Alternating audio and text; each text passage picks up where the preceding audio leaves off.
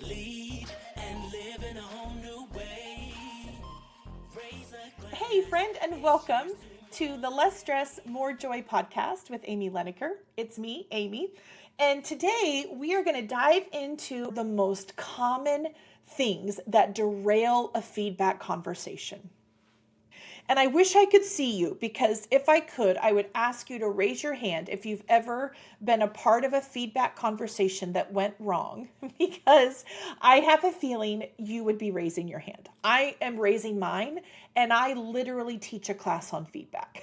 So if I literally teach a class on feedback and I get it wrong, I've been on the other end of getting it wrong. There is no one that's immune from it. We are humans. We are not going to get it right each and every time. And if you look at the research from the book, Thanks for the Feedback, they identify feedback triggers. So there are 3 things during a feedback conversation that are likely to trigger the person on the receiving end to where the conversation is not going to be effective. You've got to be mindful that it's happening so that you can reset that conversation and try to salvage it if you can. Let's look at what they are. The first trigger during a feedback conversation is the truth trigger. The truth trigger is when what you're telling me doesn't line up with my experience at all. Let's use the project manager example. The project is over budget, it's way behind, and maybe you're even starting to get complaints. You're hearing from colleagues or even clients or customers that the project isn't being managed well. And you're sharing this feedback. You're sharing what you've learned. You're sharing what you hope to see.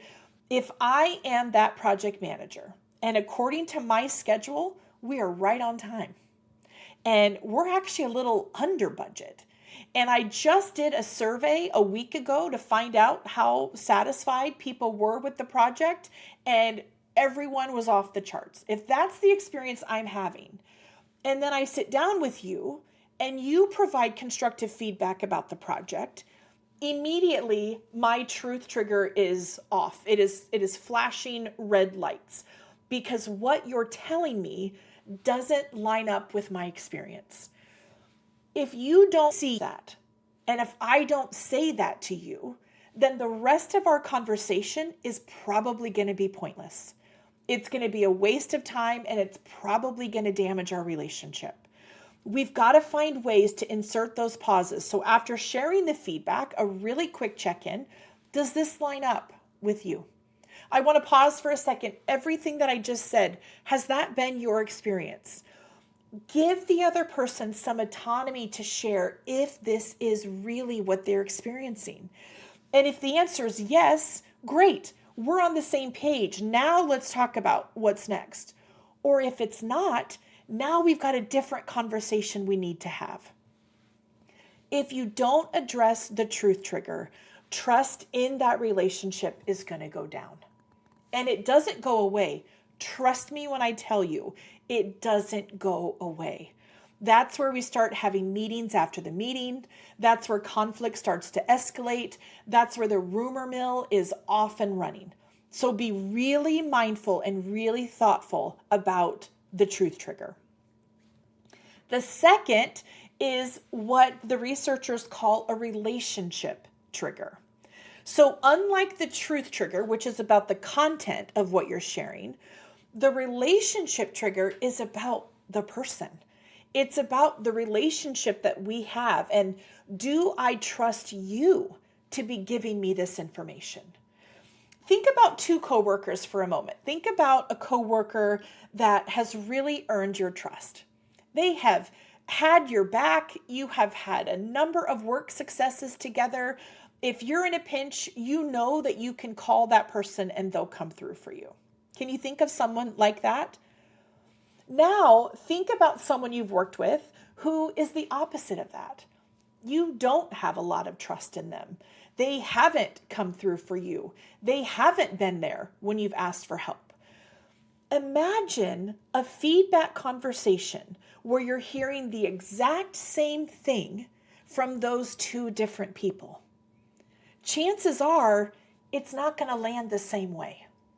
Chances are the way that you interpret the feedback that you're hearing from someone with a high level of trust versus someone with whom you have a low level of trust, it's not going to be the same. And in fact, it might be night or day. When you've got someone with a high level of trust, you might assume that they're looking out for you. They're sharing this feedback with you because they care about you. They want you to be successful. Someone with a low level of trust, you might come up with a whole other host of reasons. Some might be true, some might be not true about why they're sharing that feedback with you. Relationships matter. Before you go into a feedback conversation, ask yourself, what is the relationship that I have with this individual? And it's why all of the work that and I mean it literally all, when I say all, it's why all of the work that I do with leaders and teams and organizations, it all comes back to trust. Everything we do at work, there is a piece of trust that's included. And if we've got trust, it's going to be easier. And if we don't, it's going to be harder. And feedback is no exception. The time to be building trust is now. Now's the time to be figuring out. Don't wait until you've got tough feedback to deliver to realize that trust isn't where you want it to be. Be very thoughtful about building it now, every single day, so that if and when you've got a hard feedback conversation to have, you've got a really good foundation of trust that you can stand on.